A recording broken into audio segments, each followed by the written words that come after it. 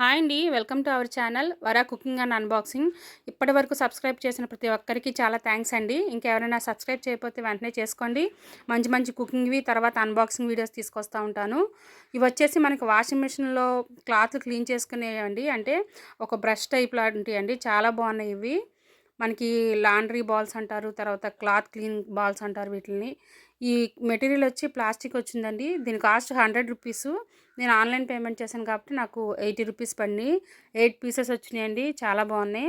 మన శారీస్ వేసుకున్న వాషింగ్ మిషన్‌లో డ్రమ్‌లో వేసేసేయండి.